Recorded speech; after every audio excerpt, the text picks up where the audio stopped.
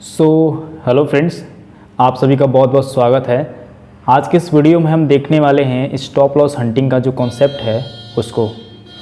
देखिए, मार्केट में जो प्रॉफिट का जो कॉन्सेप्ट यही है कि जिसने भी मार्केट में ट्रेड्स लिया हुआ है, हमारे जैसे जो छोटे ट्रेडर्स हैं, हमसे जो बड़े जो ट्रेडर्स हैं, उनका जो स्टॉप लॉस हंटिंग करके, जो बिग प्लेयर्स हैं स्टॉप लॉस हंटिंग करके और प्रॉफिट कमाएं। प्रॉफिट का एक यही सबसे अच्छा तरीका है कि स्टॉप लॉस को हंटिंग कर दिया जाए। प्राइस वो डीके होता है, टाइम वो अलग बात है, लेकिन मेजॉरिटी ऑफ द टाइम अगर हम ये देखें कि मार्केट से बिग प्लेयर्स का पैसा कैसे आएगा, तो सीधी सी बात है कि बिग प्लेयर्स पैसा तभी कमाएंगे जब छोटे प्लेयर्स पैसा इसमें डुबोएंगे। तो हम एक तरीके से कह सकते हैं कि अगर हम अगर प्रॉफिट और लॉस को देखें तो इसको हम ऐसे समझ सकते हैं कि प्रॉफिट तभी होगा, बिग प्लेयर्स को प्रॉफिट तभी होगा जब जो छोटे रिटेलर्स हैं वो क्या करेंगे, लॉस करेंगे। ठीक है, और लॉस कैसे करेंगे? मान लीजिए छोटे रिटेलर्स ने लॉस कैसे कर सकते हैं कि उनका जो स्टॉप लॉस है वो हिट होगा। ठीक है, तभी जो बिग प्लेयर्स हैं वो प्रॉफिट करेंगे। तो हम दूसरे वे में हम ये भी कह सकते हैं कि बिग प्लेयर्स सबसे ज़्यादा उधर ही मार्केट को ले जाना चाहेंगे जिधर सबसे ज़्यादा क्या होगा, स्टॉप लॉस होगा। ठीक है, तो इसी कॉन्सेप्ट को लेकर के हम इस सीरीज़ को स्टार्ट कर रहे हैं कि आखिर देखते हैं कि ये जो कॉन्सेप्ट है वो कितना सक्सेसफुल रहता है, और सक्सेसफुल रहना भी चाहिए मेरे ख्याल से, क्योंकि मार्केट में जो सबसे ज़्यादा, आप ये सोचिए कि जो छोटे जो रिटेलर्स हैं आखिर वो लॉस क्यों करते हैं? वो लॉस इसलिए करते हैं क्योंकि एक अगर हम छोटा सा एग्जांपल लें कि अगर मान लीजिए कि किसी ट्रेडर्स ने यहाँ पे पोजीशन बनाई हुई है और यहाँ पे प्रॉफिट लेने के लिए यहाँ पे है, और 80 का मान लीजिए कि स्टॉप लॉस लगाया हुआ है। बिग प्लेयर्स क्या करते हैं कि एसएल हंटिंग कर देते हैं, तो इसका लॉस हो जाता है, और प्रॉफिट किसको होता है? जो बिग प्लेयर्स हैं उनको प्रॉफिट होता है। तो हम मेजॉरिटी ऑफ द टाइम ये देखेंगे कि मार्केट का जो मूवमेंट होना चाहिए वो बिग प्लेयर्स, जो एसएल सबसे ज़्यादा प्रीवियस डे में जो भी चार्ट बना होगा उसमें सबसे ज़्यादा जिधर एसएल होगा, मार्केट का मूवमेंट उधर ही होना चाहिए, क्योंकि मार्केट का मूवमेंट उधर होगा तो छोटे रिटेलर्स का लॉस होगा और बिग प्लेयर्स को प्रॉफिट होगा। और हमें बिग प्लेयर्स की तरह सोचना है कि मार्केट को प्रॉफिट आखिर कैसे ज़्यादा हो सकता है, और हम उनके वे में ही सोचेंगे, उनके वे में ही ट्रेड को थोड़ा देखते हैं कि मार्केट कैसा मूवमेंट करता है। अगर हम देखें, ये जो चार्ट देख रहे हैं आप 24 ऑफ जून को, 24 ऑफ जून का जो चार्ट है ये कैसे काम कर रहा है, थोड़ा इसको हम समझते हैं। इसको समझने से पहले हम ये देखते हैं कि इसके पहले इसके आसपास जितने भी स्टॉप लॉस बने हुए हैं, चाहे हम इस पूरे मार्केट को ले लें और इसमें स्टॉप लॉस कहाँ बने हुए हैं, और उस हिसाब से मार्केट की जाने की पॉसिबिलिटी को हम फाइंड करेंगे। ठीक है, तो अगर हम देखें कि अगर हमें पता है मॉर्निंग में कि मार्केट समवेयर अराउंड यहाँ पे खुल रहा है, तो मार्केट की पॉसिबिलिटी क्या है कि वो मार्केट नीचे आएगा या फिर अपसाइड जाएगा। तो सबसे पहले हम ये देखेंगे कि प्रीवियस डे में जितने सारे आसपास की जो चार्ट्स के स्टॉप लॉस बने हैं हम उसको फाइंड करेंगे। अगर हम 23 ऑफ जून की बात करें तो 23 ऑफ जून में जो स्टॉप लॉस जो रिटेलर्स द्वारा जो तैयार किए गए हैं, जो स्टॉप लॉस हंटिंग के लिए जो यहाँ पे हैं, वो देखिए कहाँ पे हैं। मार्केट ओपन होने से पहले 24 ऑफ जून को मार्केट ओपन होगा, उससे पहले की बात है। तो 23 ऑफ जून को मार्केट स्टॉप लॉस, देखिए स्टॉप लॉस कहाँ पर है। हम मान के चल रहे हैं कि यहाँ पर एक स्टॉप लॉस है, यहाँ पे आप देख पा रहे होंगे।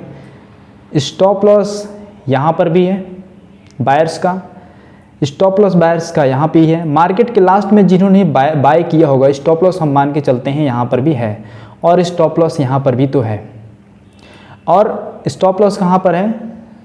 स्टॉप लॉस यहाँ पर भी है, यहाँ पर भी है स्टॉप लॉस, और यहाँ पर भी स्टॉप लॉस है। तो अगर मार्केट यहाँ पे ओपन हो रहा है तो हम ये मान के चलते हैं कि मार्केट इतनी दूर तो नहीं आने वाला है, क्योंकि यहाँ से ओपन होते ही मार्केट यहाँ तक आ जाए, हम इसको कंसीडर नहीं करेंगे। हम देख रहे हैं कि स्टॉप लॉस एक यहाँ पे है, एक यहाँ पर है और एक यहाँ पर, और जो सेलिंग का जो स्टॉप लॉस है वो समवेयर अराउंड ये है और ये है और ये है। तो ठीक है, तो हम यहाँ तक देख लिए कि स्टॉप लॉस कहाँ पर है। अब मार्केट देखिए कहाँ पर ओपन हो रहा है, यहाँ पर ओपन हो रहा है। तो मार्केट ने ओपन होते ही सबसे पहले किसका स्टॉप लॉस खाया हुआ है? आप देखिए मार्केट ने स्टॉप लॉस ओपन होते हुए मार्केट ने यहाँ पर जो सेलर्स थे, रिटेलर्स जिन्होंने शॉर्टिंग करके रखा होगा, इनके स्टॉप लॉस को मार्केट ने हंट किया है।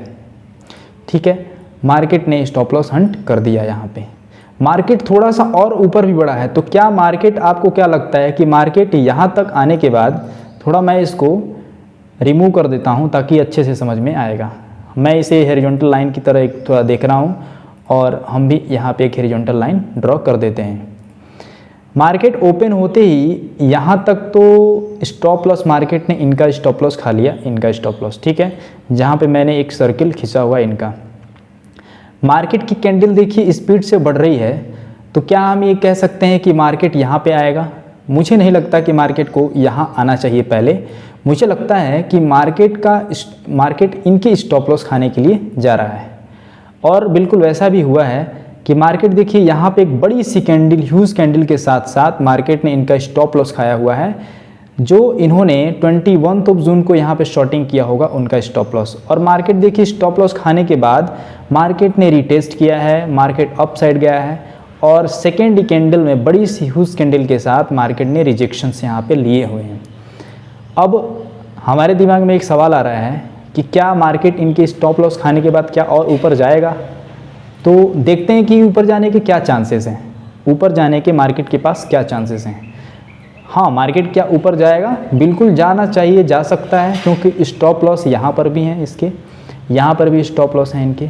ठीक है, तो अब हम ये सोच रहे हैं कि देखिए कि मार्केट यहाँ पर क्यों आए, यहाँ पर क्यों आए। आप सपोज करिए कि आपने यहाँ पे कभी शॉर्टिंग किया होगा, आपको इतना अच्छा बड़ा प्रॉफिट मिला है, इतना बड़ा प्रॉफिट मिला हुआ है, आपने हो सकता है कि टाइम डीके की वजह से आप इतना क्यों रुकेंगे। 17 को आपने 16 को ट्रेड लिया हुआ है और आप मार्केट का 24 जून को वेट कर रहे हैं। मुझे नहीं लगता कि यहाँ पे जिसने भी शॉर्टिंग किया होगा अभी तक रुकेगा। इतना अच्छा प्रॉफिट, इतना कंसोलिडेशन में ही उसने प्रॉफिट को बुक कर लिया होगा। तो मैं ये मान के चल रहा हूँ कि यहाँ के जो रिटेलर्स हैं, प्लेयर्स हैं, वो मार्केट से बाहर चले गए होंगे, और मार्केट को बहुत अच्छी तरह पता है कि यहाँ पे रिटेलर्स के पोजीशंस नहीं हैं। ठीक है, तो अब हमें इतना समझ में आ रहा है, तो मार्केट को तो ऊपर जाने के एक चांसेस हैं वो ख़त्म हो गए। मार्केट के यहाँ भी नहीं रहेगा क्योंकि यहाँ भी स्टॉप लॉस ख़त्म हो गए। तो अब मार्केट डाउन साइड आएगा। मैं यह मान के चल रहा हूँ कि मार्केट का जो प्रॉफिट होना चाहिए वो डाउन साइड आएगा मार्केट, तभी इनको प्रॉफिट होने वाला है।